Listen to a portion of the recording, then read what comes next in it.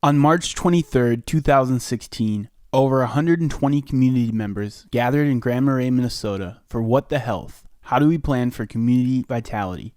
To explore the relationships between health and community planning. The evening kicked off with dinner and discussion of what makes a healthy community.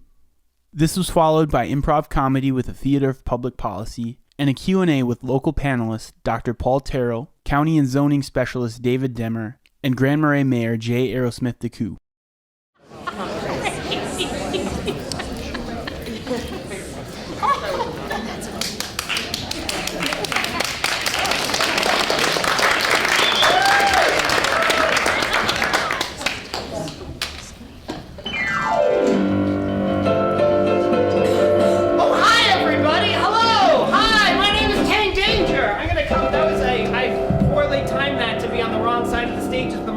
So hi! Hi! Thank you. So hi, my name's Tane Danger. I'm the host of the Theater of Public Policy. That's where you all are. So let me do this. I really like starting shows like this. So by a round of applause, how many folks have not seen the Theater of Public Policy before? Take a picture of people actually applauding at one point during the show. So what we do is we have some really smart people who we bring up on stage and we talk to them about a big issue or topic, and then we have this team of amazing improvisers who takes everything that they've said and they bring it to live through entirely unscripted improv comedy theater. So everything they do is entirely made up on the spot. Tonight we are modifying just a little in that you all are a lot of the really smart people here. You all are the majority of the smart people here. You are the smart people in the room. And so we spent the first hour of this evening talking to you all. Our cast has been out during dinner, sitting at some of your tables. You might have met them. They're the people that seem oddly dressed, apparently, because people keep pointing out, why are you wearing that strange coat? So, I don't know, because it's cold. So it is for me. So, with that, I'm going to welcome to the stage the cast of the Theater of Public Policy. Please make a round of applause as we bring to the stage Carmen O'Halloran, Beth Gilliland, Jim Robinson, and Brandon Bolt. And we're going to just put our things down, and so we're going to start this show.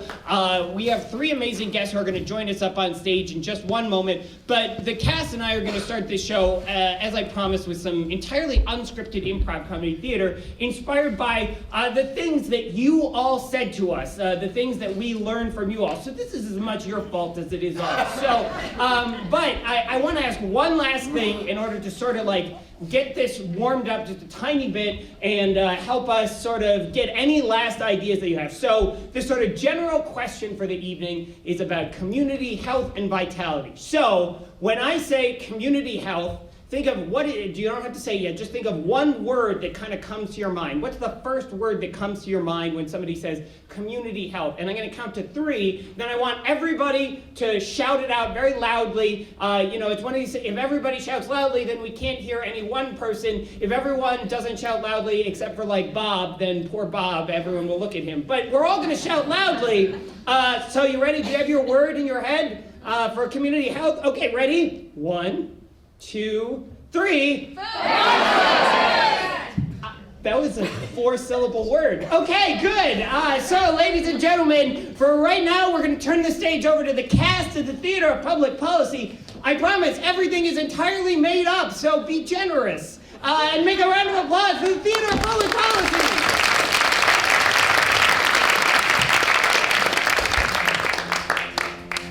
Can you believe it? They're finally going to put a crossover on 61. Oh, I can make it over the crossover. Well, if you start in October, you'll get there by May.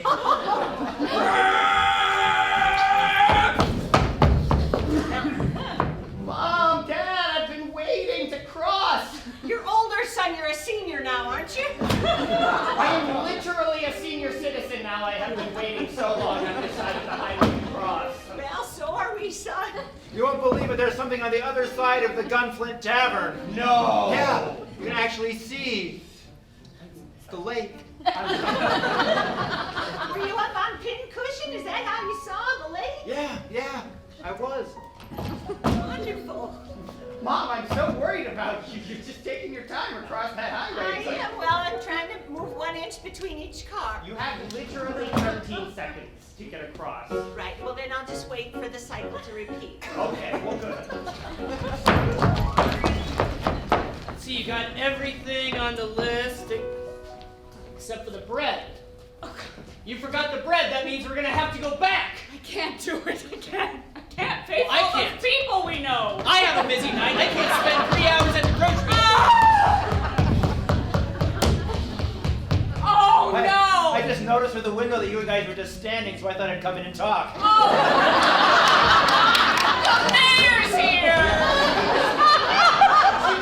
Might as well come on in. I heard that you forgot bread. I baked some for you. This is what community means. Oh, they're all in our house! Now we owe her a favor. Oh, Second, are you guys having a party? They forgot the bread! Oh my gosh, I brought a sleeping bag. I just want to be alone! You shouldn't have moved out here. Yeah. We're a community now. I left the cities to be out here! People leave you alone in the cities. Here, they're always around.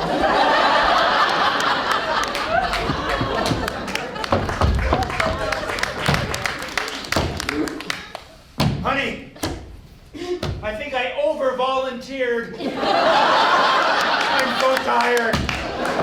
You really gotta stop caring about others. How can I stop caring about others? They know so much about me, they could hold me for ransom for all sorts of money. Yeah, talk a lot. Daddy, everybody is so excited that you are coming to Career Day. Oh! You're going to talk what it's like being a paramedic up here in the wilderness. Oh. Oh, Father, I'm so proud of you. Oh, that hurts when you touch me. He's dying. Why is Father so elderly all of a sudden? He's just old. You get old real quick up here. It's something about that clear, fresh air. It's about having to do everything all the time.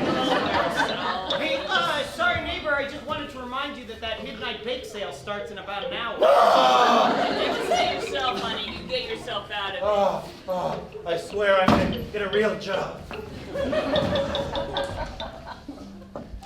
Honey, career day, it's just gonna be tough for you. It's time you face up to facts. We're not all gonna be firefighters and EMTs here. Father is such a hero of mine, and he's really let me down. And I think of this community as very vital and fit. And well, young youth beyond the years. You've been spending a lot of time at the Y, kiddo. A lot of time. And I feel it. Yeah, I got muscles, Mom. A lot of muscles, and a lot of spirit. That's right. It's almost like I can remember when I had spirit, Candace. You can get it again, Mother. Ow! Oh, I'm sorry. I have no more muscles. Oh, yes, you do. But where? You have them in your heart. The heart's a muscle. If you go to Grand Marais, it will pump harder than before. I'll have to hustle! You can be community theater and sing like me. And do everything under the sun. It's my mother and my father. They're not bothers. They are bright and shining blue. With you, Candace, too. We're through being empathic. You're through being overcommitted. We'll find a happy medium, too. We're moving back to St. Paul. All right, we are forming a new committee for Cook County. God.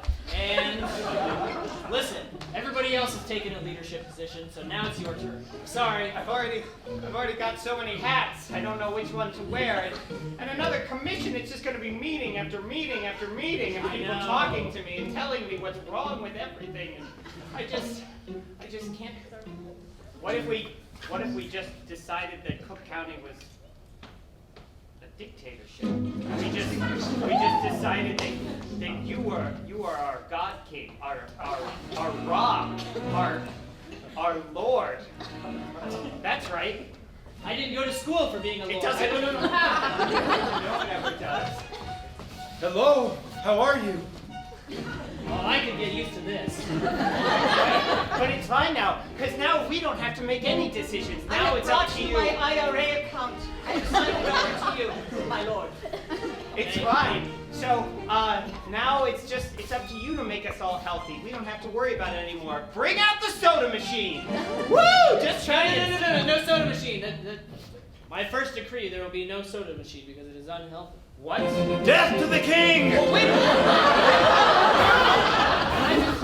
I mean, okay, listen, you're the king and all. It's good to be the king, but it's just you got to keep the people happy. You have to take all the responsibility, but you can't actually make any decisions that make anyone upset. So let's just try that again, okay? So we'll just reset. I'll just bring them in. Tell them he was kidding. He was kidding. I'm gonna bring in the soda machine, Which will have some diet options. Okay. No, that was a compromise. No? Come on in. Hi. Hi. I'm- I just want to walk you out to my back garden. There's a big event tonight, and I invited some of the neighbors over, and I don't know how many others will show up. I did put it in the community newspaper. Oh, well, I'm just thrilled to be here. Thank you so much. My night blooming Sirius is going to bloom. Oh! Yeah. So we're just going to put some chairs around here and watch it. Oh, that sounds like a lot of. Oh, you know what? Hey, wait a sec. I have to go home and turn off the television. I think I might have left it on. I Oh, think. you're wasting energy. I am. Don't want to do that. Sorry, but I'll be back later. Okay? Oh, please do. Go! Why? Can't leave her alone! Oh! I made treats. Social ties are the basis of a strong community. Okay, good. Well, here I am. Let's see your night blooming Sirius. Syria. Beautiful fragrant flower that only blooms one time a year. And this is it, boy, it's tonight, I can tell. It's funny that you're the only one who showed up. Ah! And I have bad news. It's almost certainly not going to bloom tonight. Oh! Oh! So, Well, we just encourage it. You can yell out if you, well, not yell. bloom! In an affirming tone. Bloom! That seems demented. Yeah. Wait a minute. Look at it. It's the stamen There she or the goes. pistil. I don't remember. There she goes.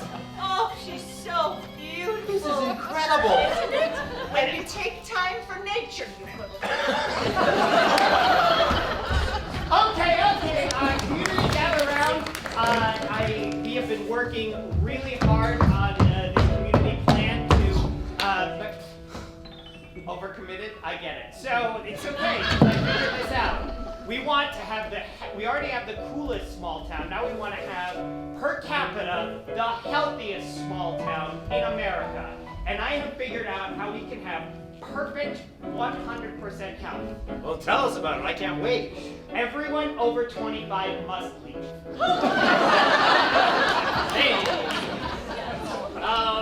You know what? I've been old for a long time, but I just haven't felt it. Well, now's the time to feel it. We got you these gift baskets. They're filled with some smoked fish. There's There's a little soap in there. I love soap. There is. It's lavender. Good luck. I hate to bring up a question, but who's going to wait for the night blooming Sirius? I'm serious about Oh, that. thank you for reminding me. Here is the night blooming series. Oh! Take that. That's great. So, Is it just the two of us then? Are we the only two over 25? Yeah, you totally are the only Everybody two else over 25. left already. it's true. So, it's been great having you all. Dictatorship to the proletariat! Okay. Yeah, fun in the woods. I'm sorry. I didn't want to do this in front of everyone, but Did you pre-plan this? it's Brandon's birthday. I think he's probably 26. It's true. I went down and I pulled your records, which is totally Here's the legal gift for me bag. to Here's the This is a mistake. Really been nice to know you. I'm putting it on your shoulder. But you're coming with me, aren't you? No. We're going into the woods! We have a house made of gingerbread for people like this. Up the hill! Go Come, on. trippingly! Let us go!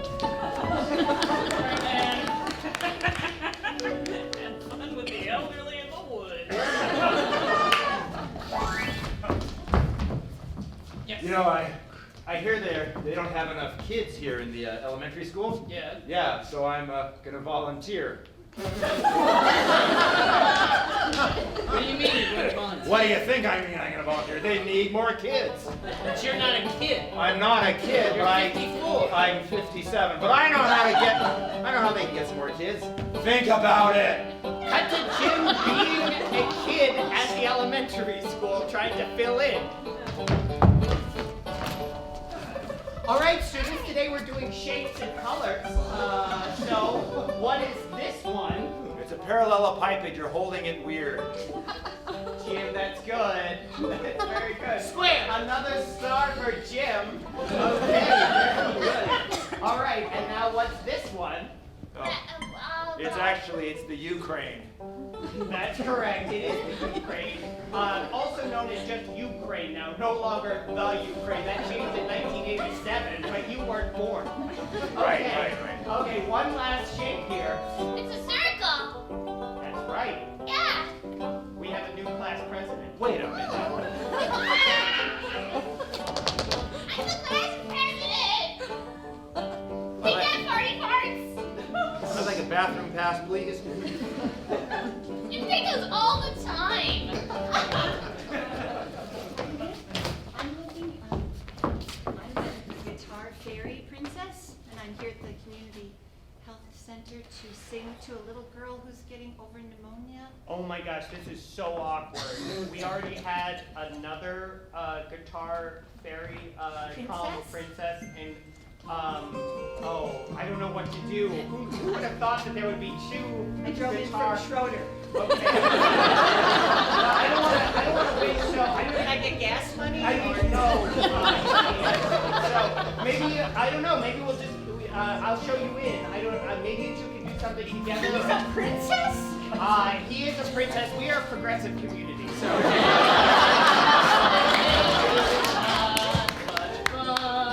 Your hospital stay will soon be done. That was pretty good. Who is this other interloper? I have wings. You're a doper. Honey, that's not true. So it seems like Taking my star back, I need to be president of the kindergarten again. Okay, so it seems like you two have started some sort of guitar princess fairy guitar off, which will be exciting. So I'm gonna just leave that to you. Okay, good. You see how pink I am dressed? Don't you like my beard best?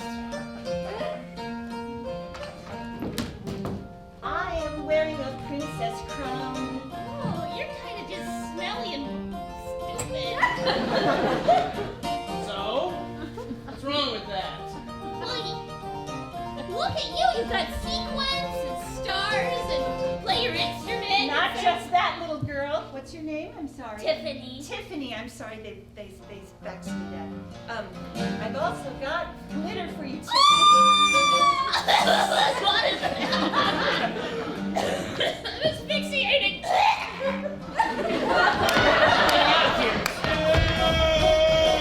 I like it here in Grand Marais. It's interesting. Hello. Hello. I have relocated from Denmark. Then you will be used to the winter. Welcome to October. Thanks, you. It is some vodka. It will not make you healthy, but it will get you through. I know what you mean. You made this in your own distillery, didn't you? Yes, I got some potatoes and I have them down under the ground where there's no light. Yeah? It's called November. I can tell you are a survivalist. I am. I came here from Siberia. Yeah. I like it much better here. I can also tell you are over 50. Don't tell anyone else. They think I'm 49. Oh, this is the problem. Hold on. What? Oh. Hi! Hi! Oh, hi, I'm Bob from from the city. We are doing a new community long-range plan, and we want to get everybody's voices involved. And so I just have some fun questions to ask you all about the city that you live in and how to make it better. Thank you, Bob. Bob? Bob. Thank you, Bob. But you are like one of those artificial sunlights. We were in the basement here enjoying gloom, doom, and sadness. No, that is your prerogative, but I'm gonna ask you the few questions, it's gonna help. So, okay, if you were to choose between the city having a new hiking trail, a biking path, or a place where you could whitewater raft, what would you most want to do? I want to have a windowless dungeon. There's no box for that. Write it in! I have another write-in. I think a distillery would be a fine addition. Okay, Please, like write what? Okay. Youth are very important in our community, and we want to test. So, if you were trying to, to volunteer in the schools, would you be most interested in teaching something like art, science, or maybe some sort of a vocational skill? I will teach them existentialism. Work on making you, baby. True. Okay, ladies and gentlemen, that's the top of the show.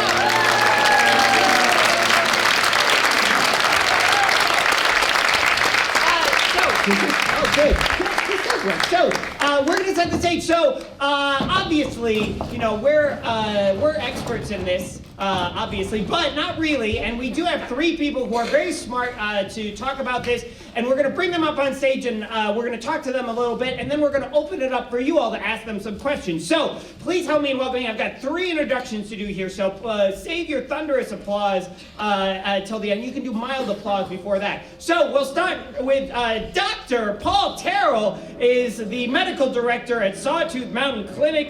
He has practiced family medicine for his entire career. Sawtooth Mountain Clinic is the community health center for all of Cook County. Ladies and gentlemen, by Dr. Paul Terrell.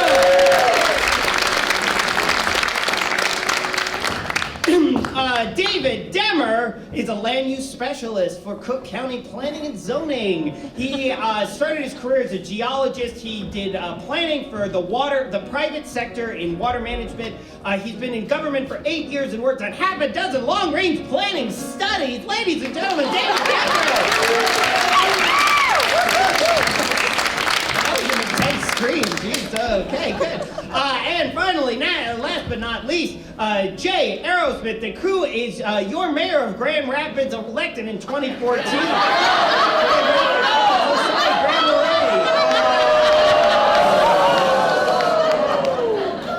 Marais. Grand Marais. He's a small business owner. I asked him, how do I introduce you? He said, I am involved in everything. And then he teaches sausage making. I'm sure that will not come up in the improv. Ladies and gentlemen, your Miss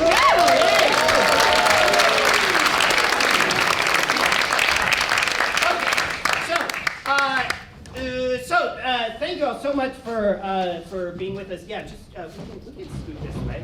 That's not awkward. Good. Okay, so hi. Yeah. Stagecraft. Where is the dramaturge when you need one? So thank you all so much for being here. There's so much to talk about with public health and community health and sort of where this. But I just want to start at sort of like a very base level, which is this. I feel like it would be entirely fair for someone to hear about an event like this and say, well, why do we all need to get together to talk about this, right? Like, if I'm healthy or not is sort of up to me, like what decisions I make. And so why is this sort of something that we all need to be in a big room and talk about together? Anybody? Yes, well, that's a softball question, so it's good. Yeah, I appreciate that. Thank you. Thank you. Tough act to follow, by the way, you guys. It's pretty impressive. I think that health and social and the society that we live in are kind of the big determinants, and that our society, the way we choose to design our towns and our places, have a huge influence in folks' lifestyle and the culture that we live in. And I think that has a large role in the overall health of the community. Yeah, please, jump in. I told them to be aggressive with the microphone, so if we get into a fight, then that's why. Sorry, you were going to jump in here. Yeah, so things happen in our community when we get together. I think that that's pretty much one of the things that we've accomplished, and we've figured that out over many years of planning and trying to do things, is that when we don't get together, nothing happens. And we figure out that that if we have some initiatives that we want to do, like become a healthier community or something like that, that the only way we can really do that is by getting together and talking about it. And it's not quite as dramatic as what these guys portrayed before about like people being get out of my house. But I think my wife has felt that way a couple of times. So I should say, I found out one of my notes that as good as this panel was, we also invited a couple folks from Grand Portage to be here, and they're out of town on training purposes today. So just imagine the fun of this panel plus two. And so I'm going to bring this sort of to you next, which is to ask the question in terms of. So if this is important, what's going well, and where are sort of the opportunities right now in terms of this particular community, Cook County, Grand Marais, and how are we doing, I guess, here, and where are things maybe not stacking up? Where are the places that we need to talk more about? Well, I spend my days helping people try to be healthy, and from the medical perspective, a lot of times we think about health being something that you do on an individual basis. When we look at what makes people healthy and what contributes to people living a long, healthy life, we find that only a small portion of that is actually medical care. Much of it is what's going on in the community, the lifestyles people have, and it's the people's individual choices play a big role. But not everybody has all the choices available to them. And so our community has done things recently, like we've got the YMCA, and that was a community decision. We voted as a community to pass a tax and help fund this. We've got lots of recreational opportunities in the community. There are lots of people in this community, though, that live in poverty. And we know that if you want to predict who's going to develop diabetes, we can look at all the physical inactivity, obesity, bad diet, and all that, but we can also look at things like poverty. That actually is a better predictor of who's going to develop diabetes. We can look at how easy is it for people to move and be active, and we can look at things that we've got a big elderly population in this community, and we need to look at how can we optimize the health of those people who can't be as active. Well, I can imagine someone sitting, though, and hearing that and saying, well, we're always going to have folks who are in poverty potentially and people who are older. And so what do we do? How do we actually start to move the needle on us being healthier as a community, knowing that some of those things are always going to be there? Well, you can turn those into the opportunities as well. I mean, that's one thing where I think Cook County and Grand Marais are both wading into doing this comprehensive planning. And I think that when you have an opportunity to, coming out of the gates of these massive planning projects, get the community together and come up with visions, come up with these shared values, the elderly care, for example, that puts the planning process immediately at a principle-based planning versus a reactive plan. And principle-based planning, I mean, you look at the outcomes. The way you approach it by identifying these shared values and making your decisions and drawing your plans off of those, it's a much broader context to plan from, and I believe has better results. So we should say a little bit, because I worry when we say like comprehensive plan, people's eyes glaze over. So can you, Mayor, can you say a little bit about like what, sell us a sexy comprehensive plan or something? Does that mean I have to say it like, we're going to do a comprehensive plan? Sure, yeah. That would help. Yeah, I knew it was good to have you back there. Anyway, so a comprehensive plan is exactly what it says it is that it is a plan that covers all aspects of life in our town.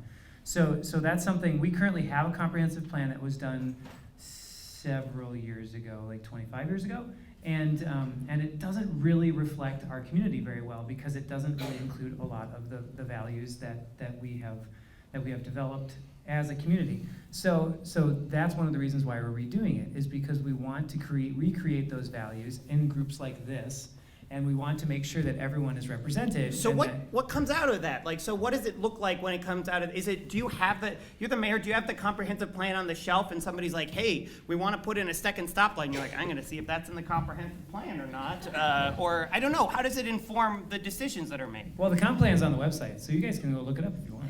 But a website? We have 25 years old. Like that was. Is it on like AOL dial-up or? It's like typewritten. Yeah. So, but I am curious. Like, how does it inform sort of what we do? Yeah. What? Are you guys cheating? He says he wants to take it. Yeah, you take it. Yeah, good. Be aggressive. I just wanted to say that this is a guidance document. Comp plans are guidance documents for decision makers down the road to help, inform their decisions. One reason why it's important to go back into a comprehensive plan, especially one that's aged, is that practices and methods and concepts change. Look at the context of this conversation right now. We're talking about health and planning. And yeah, while zoning and a lot of the planning initially came out of sewage and some obvious things, our cities were diseased. So the cities thought, well, let's put a plan together for building this infrastructure. But now those fields kind of departed. The medical field and the planning professions, they kind of departed. Here we are talking about completely not new concept, but the concepts kind of coming together again. And I think that's one of the outcomes, is that think of a comp plan as chapters. You'll have a land use guide plan, you'll have a transportation plan, an economic development plan, and out of those chapters, those themes, those values that are in those plans help inform the decision makers for when that stoplight or those sidewalk projects or some of those specific items come up. So, yeah, sidewalk plans. So I was sitting at dinner with a really nice table, and I had one gentleman who said to me, and I thought this was really exciting. He actually has a background in public health and working on these things, and he said, if knowledge and sort of being informed about all this stuff was all I needed, then I'd be 180 pounds and exercise 8 times a week. And there's more to it than that. And so I wonder, thinking about, and this is maybe a different answer from each of you because you're each in different roles, sort of like, how much are you leading a horse to water? How much are you sort of plowing a trough where water gathers? How much are you bathing the horse? I'm going to beat this metaphor to death.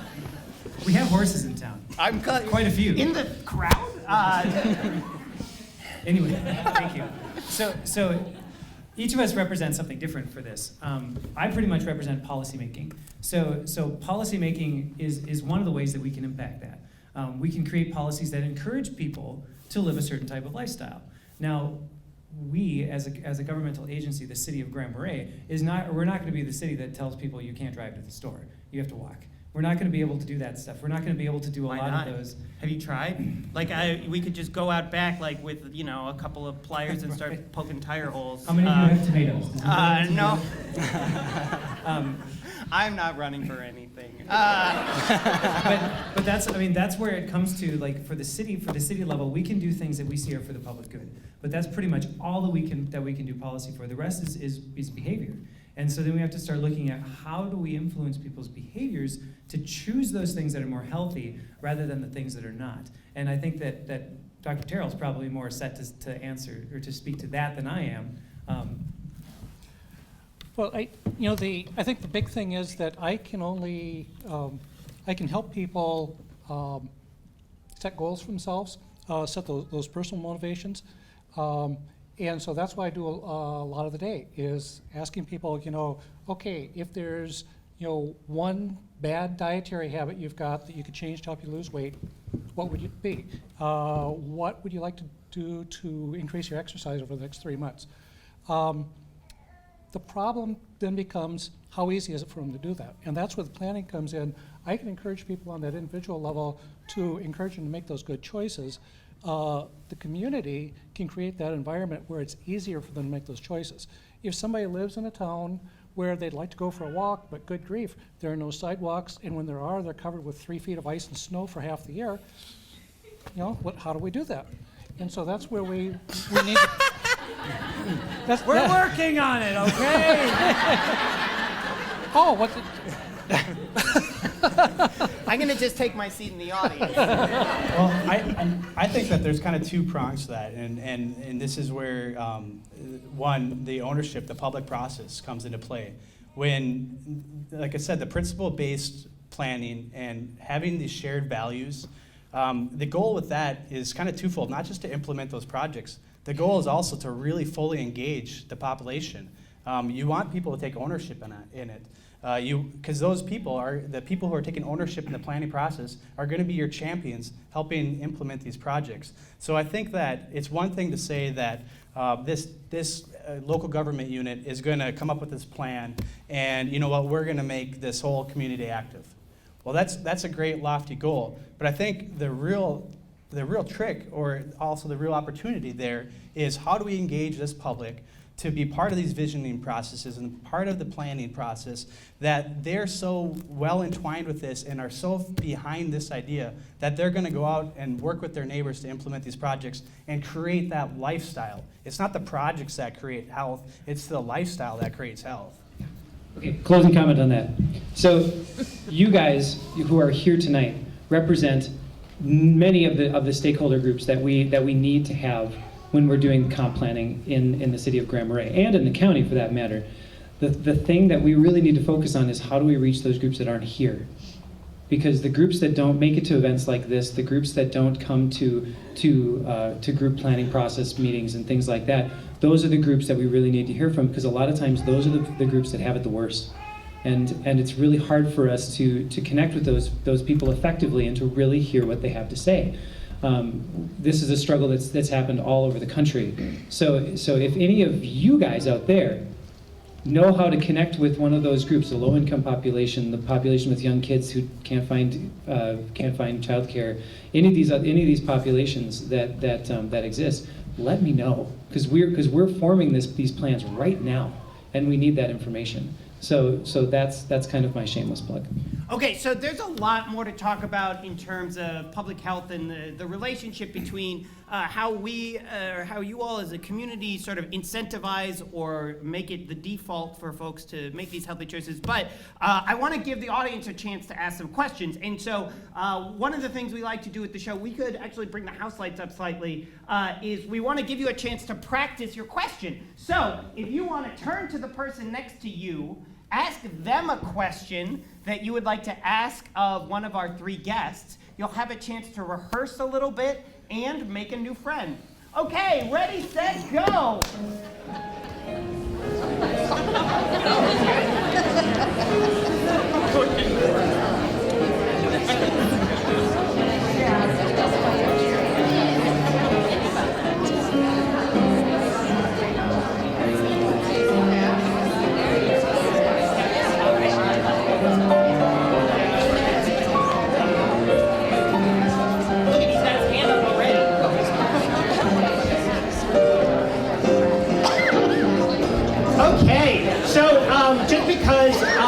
Just because I'm tethered to the stage, I'm going to ask if you will, if you'll ask your question, and then I'll just repeat it, and so that we can get it out that way. So this gentleman was raising his hand before we even got done. Yes, sir. This question's for Paul Terrell. Am I walking into like a debt that you owe? No. Dr. Terrell's my medical director for the ambulance, but okay. You know, I've been a diabetic for 34 years, and when you talked about one of the contributing factors as being poverty, was that for type 1 diabetic, type 2 diabetic, or was that for both kinds? So the question, just to say it aloud, was you mentioned diabetes or the things that lead to health, and this gentleman talked about having diabetes, and so the question specifically was, does poverty contribute to type 1 diabetes, type 2 diabetes, and how, I guess? This actually was just a study that was recently released by the Minnesota Department of Health in the past week, was looking at this. And my understanding of that, I haven't looked at that closely, but my understanding is that they're talking about type 2 diabetes. Okay. Because that is much more lifestyle driven. Although we don't actually know why there's an increasing rate of type 1 diabetes. So there's 1 in 3 people in the United States has diabetes. Is that right, or is it in? That is not correct. That's the first time that's happened. Yeah. Just like we're in Grand Rapids. Okay. I have to get you somehow to set me up. So yeah. And actually, the current the CDC, the American Diabetes Association, and some other groups are currently saying that 1 in 3 people in America have prediabetes. Now, they've defined that pretty broadly, probably overly broadly, and they're saying that within 5 years, 15 to 30% of those people will develop diabetes. But they're actually mixing the data together, and they're coming up with some incorrect predictions. So, trying to breeze past my errors. The question is, how much of this is a society thing versus, I think, part of this question, like an individual decision thing. Like, can we say people are more likely to get diabetes in particular communities, or because of the way certain places set things up? I don't know. Do we know what some of those risk factors or those contributing factors are? Well, yes, we know that ethnic minorities, people of color, are much more likely to develop diabetes than rich white people. We know that people who live in poverty are more likely to develop diabetes. We can actually predict somebody's likelihood of diabetes better by knowing what their zip code is than anything else about them. But you also have to realize that the difference between type 1 and type 2 is type 1 is where at a young age a person contracts diabetes, where the pancreas dies, they don't produce insulin. Right. Type 2 is more, like he's saying, it's cultural based. If you have a child that's not active, sits home and plays a game, eats junk food all day long, that's going to contribute highly to their chances of getting type 2 diabetes. It didn't normally start in kids because of diet, but it is getting to younger and younger where they're not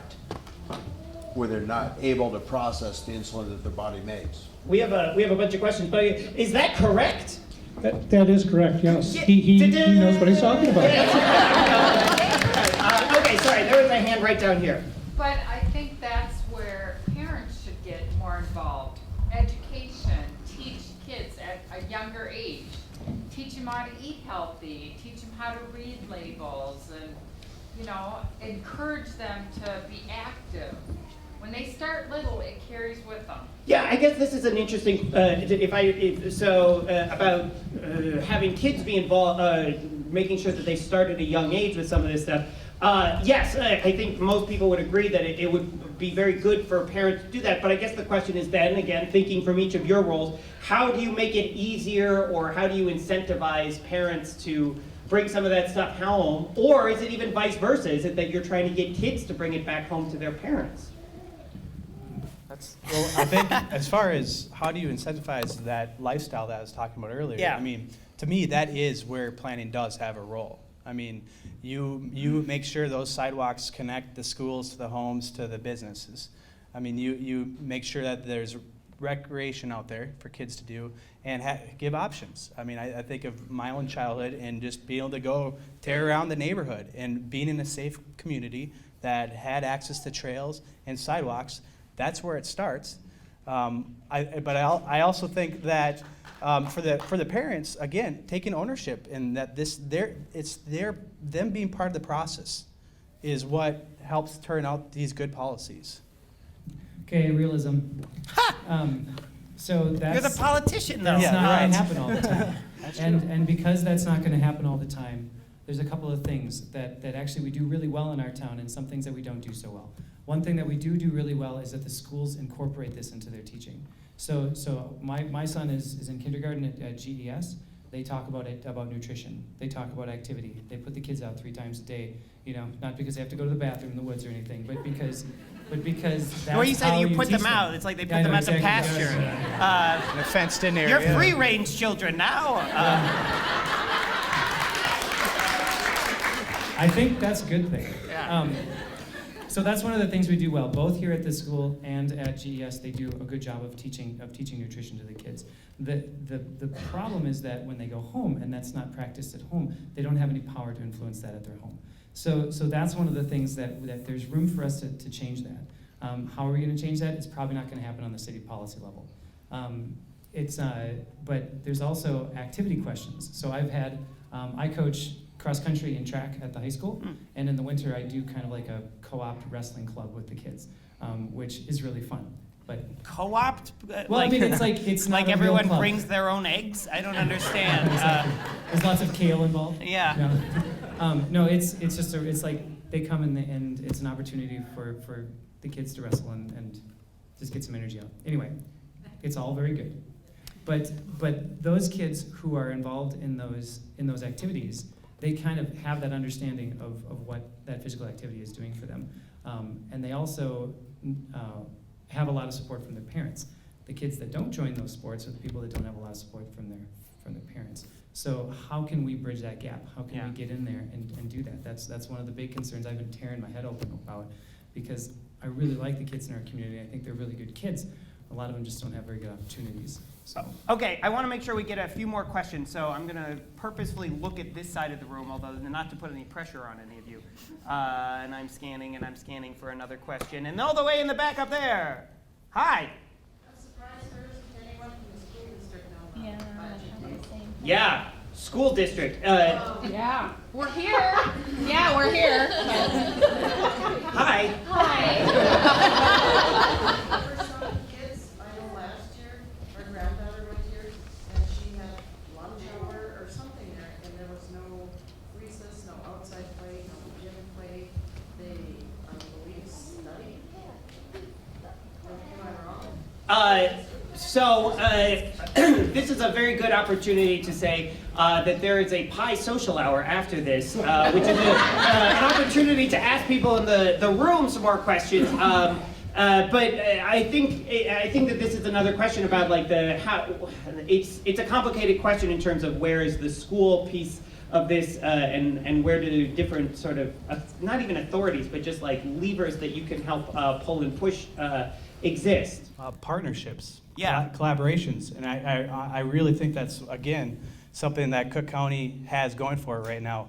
The spirit of collaboration is great. I mean, I know that from professional and personal experience that there's a lot of folks, a lot of people represented here, a lot of stakeholders represented here, and then plenty more out there who really want to be moving with some of these ideas that have been coming around.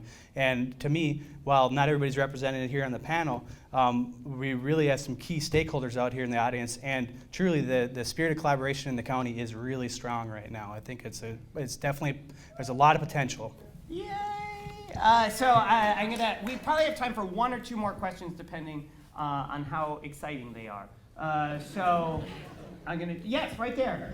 I really appreciate the thought about how do we reach other people who aren't here tonight, and wondering, you're all talking about plans and interventions that you do within your committee work and working in community. What's been some of the feedback of how else can we reach other individuals? Oh, that's great. So the question is, you talked about trying to bring bring the conversation to people who aren't in this room already.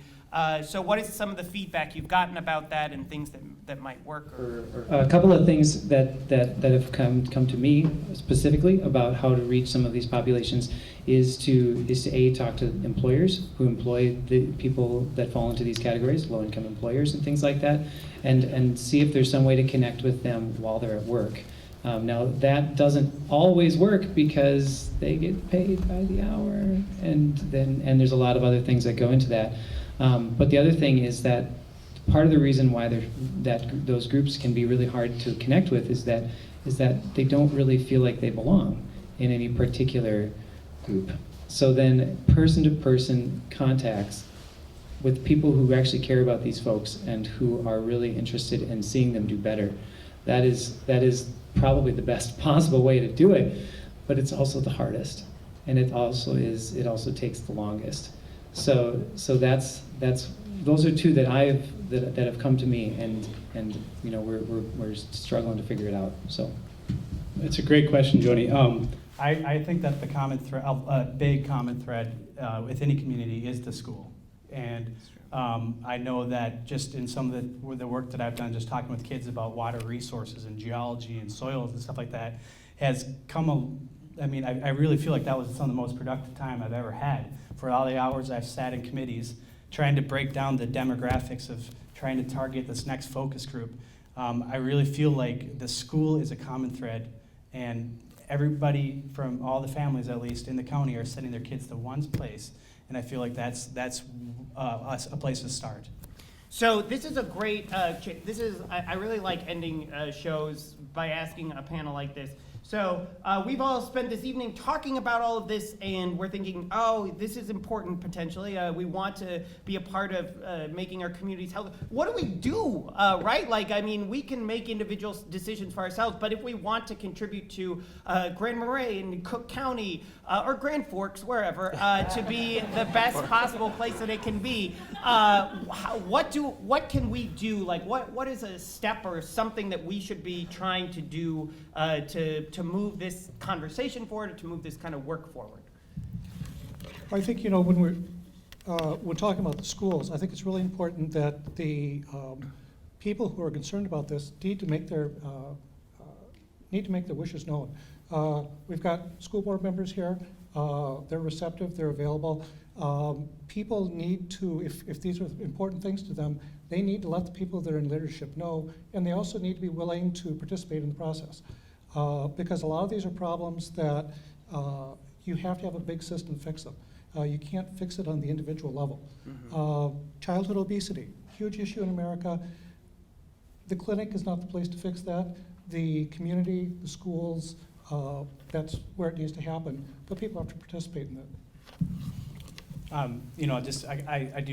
fall back into where this would be in a process, right? I'm sorry, that's a good bureaucrat thing to say, right? But Which form does this belong to? The truth is, though, is that this place that we call home is got a ton of opportunity, a ton of potential, but we have to talk about stuff. We have to be totally honest with each other and have to have may very well be prolonged community visioning process.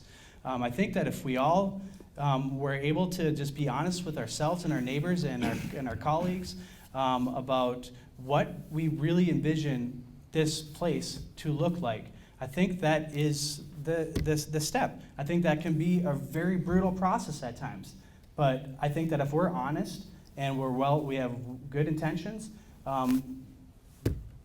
people do this all the time and come out with the good products. But I think in this small of a community, it might be tough. And we do have issues. There's no doubt we have issues. But if we can be honest with each other, and I think that if we go into a community visioning process, that's kind of the next step. There's a bit of a self-perpetuating situation in our community where people feel like they're not heard by their local government, and then they don't say anything. And then they're not heard, and then they don't say anything. And I feel like the city council that we have now is incredibly receptive. And we're just a bunch of bearded guys and Tracy Benson. So we have no clue what we're doing. So that's why you guys need to talk to us. And people who feel like they perhaps don't have any clue, or like that they don't get heard, that's why they need to talk to us too, because we will listen. We will listen, and sometimes we may not be able to help, but if we can, that's what we're here for, people. So definitely come and talk, because I think that eliminating that self-perpetuating situation is definitely going to help, where people feel free to speak. Ladies and gentlemen, can we do a tremendous round of applause for all three of our guests?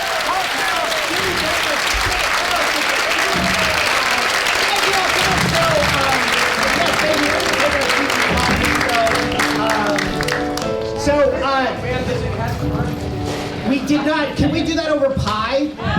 So I promise we won't keep people away from pie for too long, but we do have time, if you all are up for it, for one more round with the Theater of Public Policy. All right, so we can dim the house lights, and I'm going to turn the stage over one more time to the cast of the Theater of Public Policy, just like before. This is all made up, this time all based on this conversation. So please, a round of applause for Teacher Feature. See? Walk here, it's fine. Got a sidewalk right here. It's on the side, let's walk. You don't need any walking paths. Those cost money, they're gonna eat into the parking. My business needs that. But I don't. What? What's the matter? What? I Walk. Do all this. It's not a dancing walk. You're just dancing. Are you having trouble convincing him about the sidewalks? Because I can help. Please, because I'm just trying. No, but you need to use your sexy voice. Teach me. Hi, I'm the mayor. I know I just shaved. You want to walk where you're safe, don't you? Yeah. Yeah, watch me walk. Did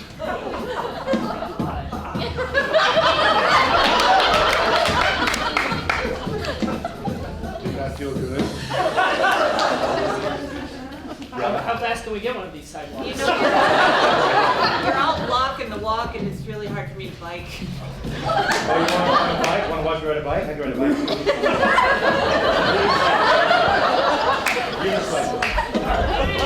So what do you guys say, huh? I'm here to talk. What else do we need? Well, the Y is great, but I think we need another public garden or something. Yeah. So what do you say? Yes.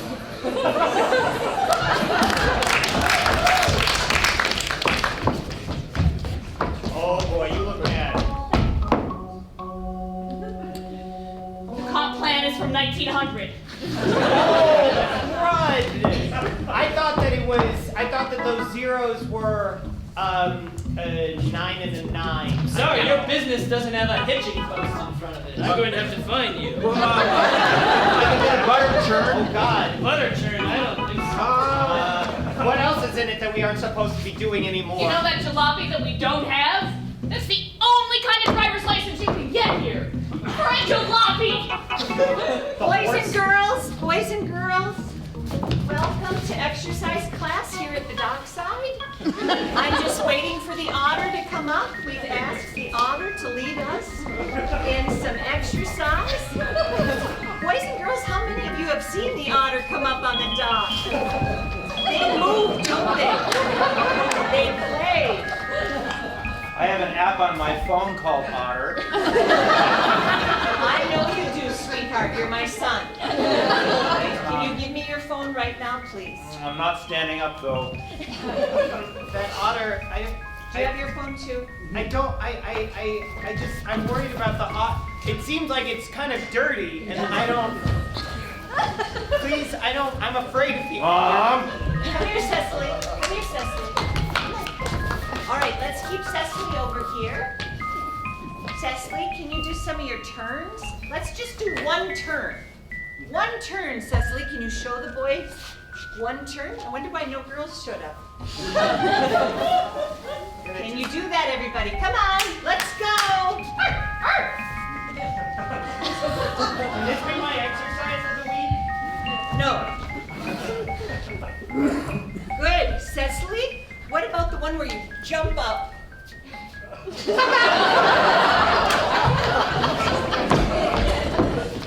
All we have is a reactive plan. We don't have a principled one, we have a reactive. Ah! Who's that? Okay, what up on the chair? What do we do? I don't know. Stop it.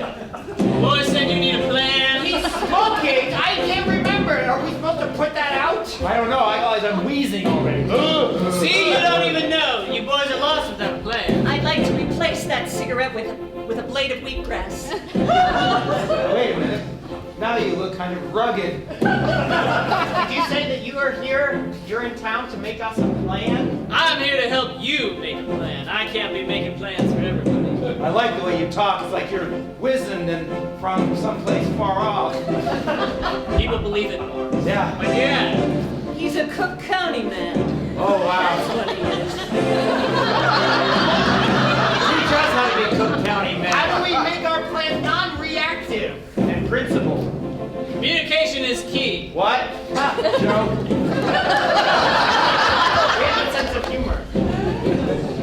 to do outreach. Everybody's got to have a say in the plan. Everybody? Everybody. What about like those people who never show up to things because we don't invite them? You got to go to people where the Arrowhead shuttle doesn't run. What about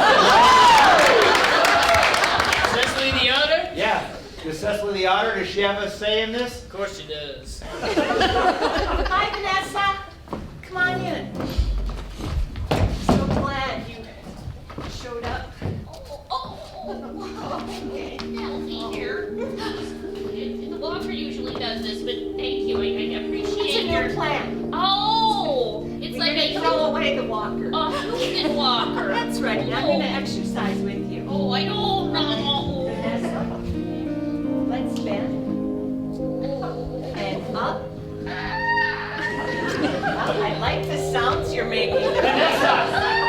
Vanessa, you do not have to do that. I would just like to say right now, it is your freedom of choice to decide whether or not you want to exercise or not. Do not let this community health Gestapo decide for you whether you are going to bend or not. It is your choice whether you decide to do that or not. You're so reactive. There's public health and there's private health. And I feel my private health is very private. Oh, very private. And you didn't even knock, thank you. You're a terrible son. I'm not getting the cabin, I'm giving it to Gerald. You're doing what to Gerald? You're gonna give me the... Yes, Gerald. I don't like you either. But I really don't like him. I don't have a cabin. I'm worried about people taking advantage of the elderly. And so I they're want not to give doing it that. to my blood relation, Gerald. Okay, wonderful. Well, I'm glad we solved that. Let's keep creaking. Okay, oh God, I don't wanna, we have to have an honest conversation. Oh God, not an honest one, please, no. You're not gonna tell me how you feel and expect me to react in a way that actually touches my heart. The more and more honest I get, the more and more meat assaulting I get. I don't wanna do it. Oh gosh, no. Well, you don't have to. Oh God, it's gross. Okay, how are you doing? And I actually want you to answer that. How am I doing? Oh my God, well I have seasonal affective Honesty, such a lovely word. And I everything to me. I'm Billy Joel stuck in my head. Okay, You're driving me nuts. Are you, how are things with the family? Oh, my family? Well, my mom gave me the cabin, but I don't even like her. Besides the cabin, I have to get it flipped and sell it to some summer person, and then we'll never see it again. That sounds really sad. Is there anything I can do, and that is not a hollow gesture? Leave me alone. Leave me alone, won't you leave me alone? It's Helen Reddy, no! Won't you leave me I don't understand that difference. From when I was a young person in the 1970s. Listen, this is an honest conversation. We're going to have to make some tough choices. I'm not giving up the chair. Have to. Jim wants somewhere to put his shoe.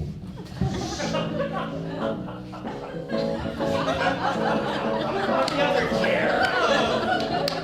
Jim, I'm so unreasonable. Listen, we're in this together. And you gotta get up off the chair. All right, we'll share the chair.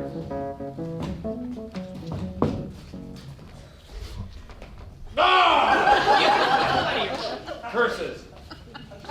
All right, boys, we gotta solve some problems. So what we're gonna do is turn these problems into opportunities. I like that. I like the way you think. Problems into opportunities. That way, 2 birds with 1 stone. Yeah. Kill them birds. So first, give me a problem. We'll fix it. Any problem. Tractor's out of oil. Tractor's out of oil. Change the oil. Boom. Wow, that's incredible. Jeez. That's how you turn a problem into an opportunity. Give someone an after-school internship, changing the oil. My husband goes to Sven and Ole's about 5 times a day. Problem, solution? Invest in Svenonolans. I'd like to swim outside all year round. Ooh, that's a doozy. Opportunity. Cut a hole in the ice? Cut a hole in the ice! Oh. Where you could wear a suit? Go to the Aspen Lodge! Swim in the swimming pool! I've got one. We aren't sure about the social determinants of type 2 diabetes. Shred Dr. Science! I'm just saying that the studies aren't entirely conclusive because they miss data sets. Statistician! This is an opportunity. Don't be crumbled by the statistics. The projections that they're making don't necessarily follow multilinear patterns. Doing anything later today? I want you to go door to door and say exactly what you're saying right now. Because there's a lot of people that need that person-to-person contact.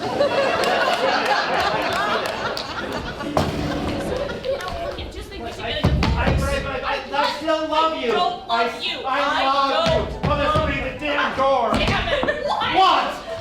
Hi, we had a coefficient on this study, but we weren't sure exactly if the population was an accurate sample size, so... I'm marrying him! What? Coefficient. Accurate sample size. Yeah, I need a bigger sample size! We have a sample size of 2, Karen. Yeah, and I need some more sample sizes! Are you aware that your zip code has more to do with your outcomes in health than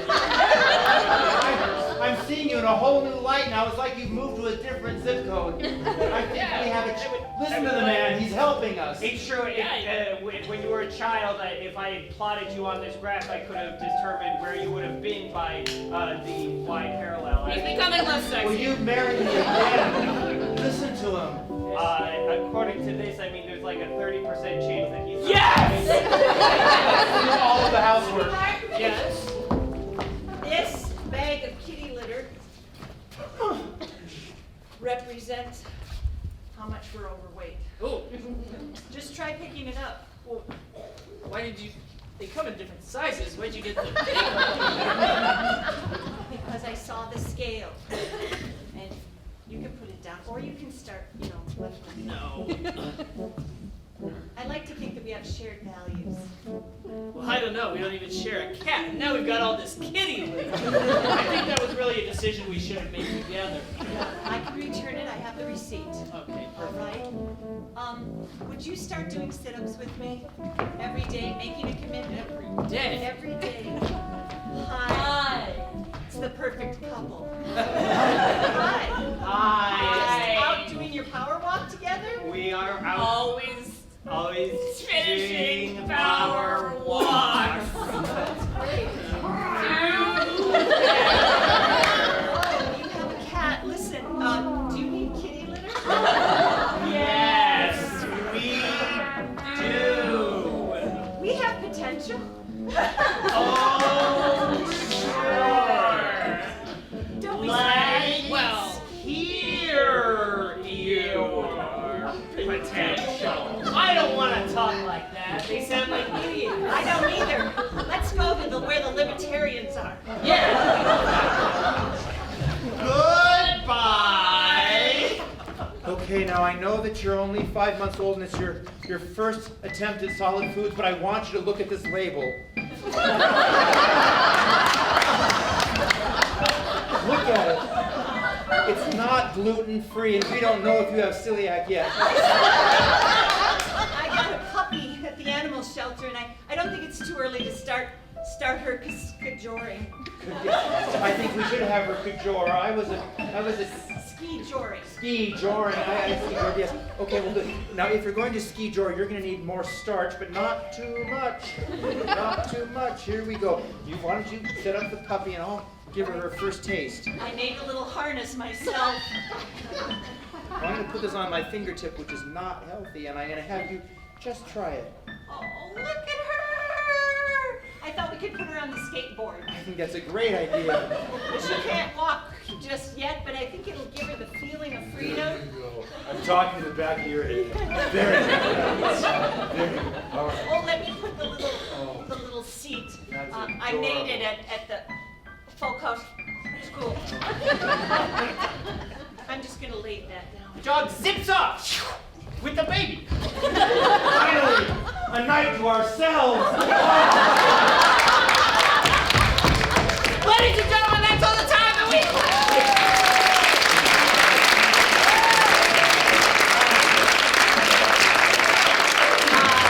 Okay, so I have to say just a few things. First of all, and most importantly, can we all do a tremendous thank you for our 3 amazing panelists?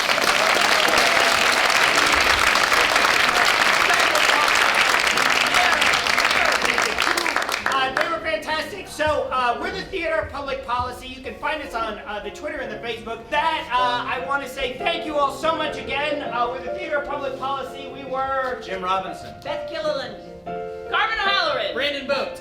my name is Tane Danger. Chad Dutton does the piano.